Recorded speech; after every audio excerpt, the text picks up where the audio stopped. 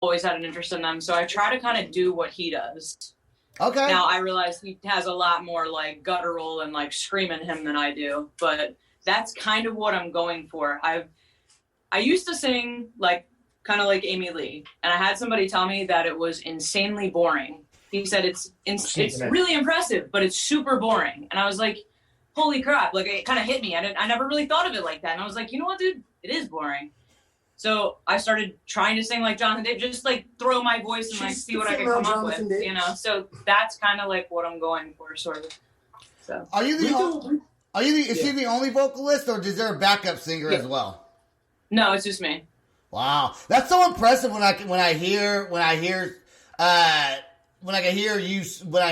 female scream like that or sing like that. I can't do it, so it impresses me more that you could even do it. I actually appreciate that because I don't do a whole lot of screaming, and sometimes that plays against me. People are like, "Oh, she's not really a metal singer." I'm like, "Okay, like whatever." On the newer album. Yeah, like down from the newer album. Venturing out a little bit. Yeah. Just remember, outside of my comfort zone.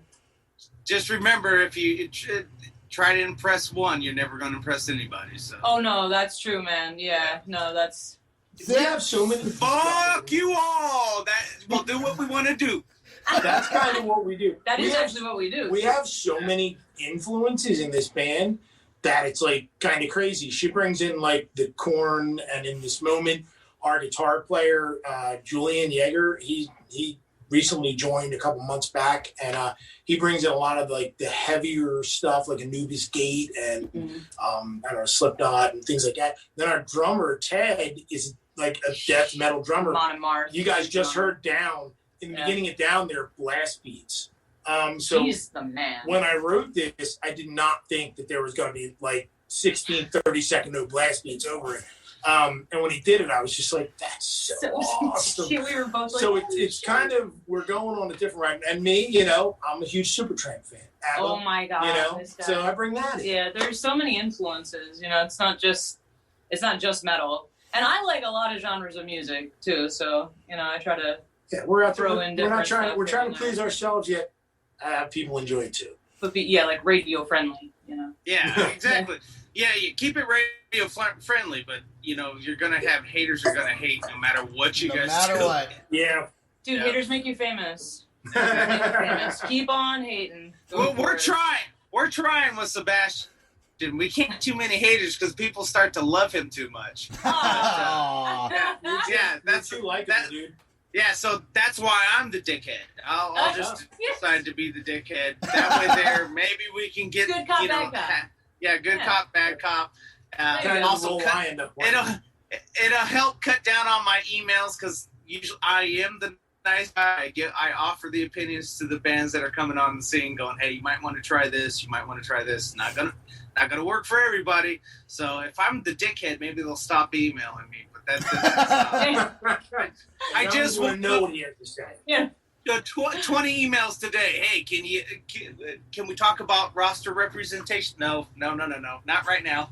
This is too big. I'm too busy, and there's a pandemic. So, just to let everyone know, I'm not picking up any new artists. It's not worth it right now at this moment.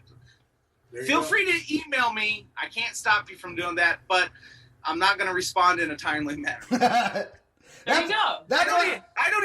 I don't even respond to his ass. Listen, just because you receive the message doesn't mean you need to respond to it this very moment. That's a big misconception. I do respond to it because I am a nice guy. But if respond. Just not like, you know, you got it and then you just sat there and responded. I'm a nice guy. If you get a message from me going, "Hey, this is not for me," that means I don't like it. I can't. Well, there you go. There you go. Wow, that's the nicest way I've ever heard. I was going to say that was really nicely. Not for me. It is really nice because I have my other colleagues in this industry that I don't even respond to them. I was like, well, they want to know where they're at with that email. Everybody wants to know that. That's the worst thing. I asked Sam to be on the podcast. He says it's not for me. But then he came over and I gave him a reach around. So now he's on the podcast. And that makes everybody happy. Yeah, exactly. And peanut butter crackers. And peanut butter crackers, so. At the same time? Yeah. You know, kind of like a prison story. He set the room up. He's got a little chase lounge over there. Set it up instead of grapes. He was feeding me crackers. You guys making radiator wine too? What's happening? What? Nothing. Nothing. I got a question for you guys. Because you have so many songs, you were able to write songs during the pandemic, and apparently a lot of them, because you got nothing else to do but write music. Does the band members, do you guys argue or debate over which songs you want to release? Yeah, it's the first album around was kind of we put out it like real fast. The first album we put out a single called Breathe, and we kind of toured on that while we were getting the Songs of the Siren together. The Songs of the Siren is pretty much everything we were playing live. So when we came back from the Ukraine in 2019, our label, Pavement Entertainment, at the time, it was kind of like a discussion like, we really want to see you guys have a lot more material. So I've always been a songwriter and a producer, so I kind of locked myself in the studio starting in July of 2019, not anticipating a pandemic. So I started writing, and we had like 20 songs when we went into production in March. And then all of a sudden it was like, oh yeah, we had you guys set to go to Europe, and we were doing this United States tour. No.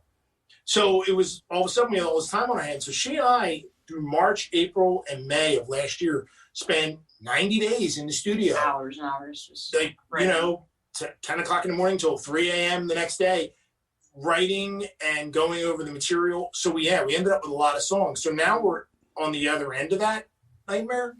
And I'm trying. It is odd. It's really, you know what? I'll tell you what. It's great when you see stories like Aerosmith and Metallica and all these guys are like, oh yeah, we wrote 100 songs for the album. I'm exaggerating. You think 40 songs for the album. Right. You're like, Jesus. How do they do that? And then they whittle it down to like 15, 16. This is the first time in my career I've ever been in that position. So let me tell you what. It's difficult. And yeah, there's a lot of debate, and it's like deciding which one of your children are going to grow up and actually get to go off to school. Right. So this album's going to be really diverse. It's going to be really effing heavy. It's heavy. It's diverse. And you're going to get, and that's the other thing. We kind of whittled away all the crap. It's like the best things we can write. So we really think it's going, every band thinks this, and we think, and so we're just like that. We think this is the next level in this journey. So yeah. So because you guys have theatrics, when you write the music, are you also writing the theatrics of what you're going to do on stage at the same time? I kind of do, because it sort of goes hand in hand for me. It's like a mental process. And it's funny you would say that, because he actually pointed that out to me. He's like, I don't even worry about what you're going to do on stage or what you're going to do for the video. He's like, because I can see you kind of like, he's like, you'll flick your hands, or he's like, and I'm just She's watching. in the vocal booth kind of doing a thing. Yeah, every now and again, and he'll be like in the window, like, I'm like, oh my God, I didn't know you were there. Get out of here. So I've kind of like already got it going on in my head. And then he's funny. He's like, I'll watch it play out. Because at practice, I'll do it and do it and do it. So yeah, I kind of, it naturally comes like that. Maybe it didn't before, but that's kind of how it works now. Yeah, the cool thing, like especially the first time we went to Europe and went through, people didn't know who we were, and it was they were just learning who we were, and a lot of people do their research over there. Yeah, it's in America too, but more there. So they were singing back to us. So when we went back in 2019, it was crazy because like we're playing to a crowd, like we played in Kiev, and it was in nuts. Ukraine. And people who don't really speak a lot of English are singing the lyrics back to us. So my kind of new favorite thing is we'll work on something and the chorus will be finished. And I'll be like, oh yeah, they're going to be singing that. Yeah, that's going in the live set. And that kind of gets planned in, into the sets. So the short, long answer, yeah. How does the energy change while you're on stage, especially as the singer and guitar player? How does it? Well, you said you play the guitar, right? Bass player. Bass player. Still, you're in the front. Still, you're in the front, right? How does the energy? Yeah. How does the energy change being on stage in the band when the audience starts singing back to you? Like, how does that feel? That is the most euphoric high feeling you can, in my opinion, for a performer. That is like the best feeling. He'll tell you, I've been asleep in the van, like done out. I'm like telling him like this is gonna be shit. Like I'm not ready. I don't care. Fuck you. Like like. I don't know really if you've upset. ever been out on like a 7-week tour. Oh man! But when you get into like the 40th show in the middle of the Ukraine and there's no bathrooms, and like those kind of things. I was literally sleeping, and then you get out there, and because we had a show like that, I've got Facebook Live on. They're singing the music back to me. I'm like, this is incredible, and I was just like ready to go to sleep, angrily ready to. It's a real high. It's really neat because it's like you're getting on stage, putting the energy out, and they're getting it and kind of sending it back to you. So not to get like into all energy and like hippie kind of thing. It's cool, yeah. It's really reciprocal. Yeah. And sometimes like when we played Rock Balava it was really close to Russia. It was crazy. The war was like less than 20 miles away. 20 miles. Yeah, 20 miles. There was literally a war going on. And the kids were so intense and the energy was like, it was palpable. And by the time that concert was over, it was like I could feel every nerve in my body. We were just up near the front of the stage. You could feel the ground moving. Like, right. You could feel like the earth moving. I was like, holy crap. Yeah, they were stomping so hard. Yeah, it was really cool. Yeah. I got the chills right now from you guys just talking about it. Like that's just such a cool feeling to be able to have that. Is it safe to say that was obviously probably one of your favorite concerts you've ever played? Yeah, Rock Balava and Smelia in the Ukraine. Yeah, we were booked on the tour. Like we were playing a lot of big markets and small markets, and so some clubs would show up. It'd be like maybe 100 person, and then some place would show up. It'd be like Volume Club in Kiev where you get 500-600 people. We showed up in Smelia, and they had closed their kind of central park and built a stage. And they were doing like a local festival thing for some local bands and dance trips and stuff. But we were the headliners. We didn't know that though. So we didn't know I was that. thinking we had like some local support, like some big local band was going to be. So their evening news was there, and they had us plant a tree in the Capitol. So there's a tree, the IOG tree, and then we played to a crowd, and I was like, this is nuts. That was like one of the like first nights we had like every person in the audience was singing "Breathe" back to her. Reaching up, lady like handing me her. Oh, she handed a baby up on stage. What? I don't know what to do. Like, what do you not take the baby? You kind of have to take the baby, right? It's like one of those awkward hugs, where you're kind of like, and I'm my elbows are sweating, so it's not appropriate. That's not as good as the guy with the chain around his neck that handed me a dog collar on and a chain, and he threw the chain up on the stage. And actually, that was for Wolf too. I was singing the Wolf when he did that. I kind of looked across because it was a really big stage. I looked across the stage, and I'm like, that's kind of when you're like, what is going on? But you go with it. When the guy with the dog collar and the chain throws it to you. The stage was high enough, like there was no chance of him getting me or anything. Right. Right. We have experienced that before too in the Ukraine. Yeah, that was a lot of fun. Yeah. Do people ever try to get up on stage with you guys while you're playing?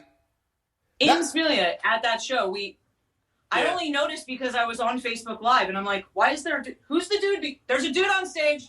Like, he's like, ah! We got some pretty tight security. So, quickly, hold him off. But back to the baby. Back to the baby. Did you actually hold the baby? Like, did you for like a quick second? Okay. I didn't let it leave her hands. Okay. It was like because if that baby, if that worse than dropping the baby in the front row. If that baby would have left her hands, she would have got her phone out, taken a bunch of pictures with you holding this baby, and that would have been even more strange. Yeah. That would have been weird for me. Hey, I still think it's crazy that politicians you have to kiss a baby while you're on the road. Yeah, they do it. Yeah, I'm glad that the COVID happened, so now that happens. It's okay. Biden will just snip you. Same thing with me. Don't hand me your freaking baby. I don't want your baby. I hate kids. Leave me alone. It's awkward because it's not mine. Awkward. I don't want to break it. I don't want to give it germs. Like, well, yeah, I mean, it's not mine. So you don't want to break the baby. Yeah, break the baby. Not mine. That's going to be a new song. Break the baby, yeah. Break the baby from a 5 dropped foot on my stage. head at a concert. You know. There it is. You guys should do a thing where you tell people to throw stuff on stage.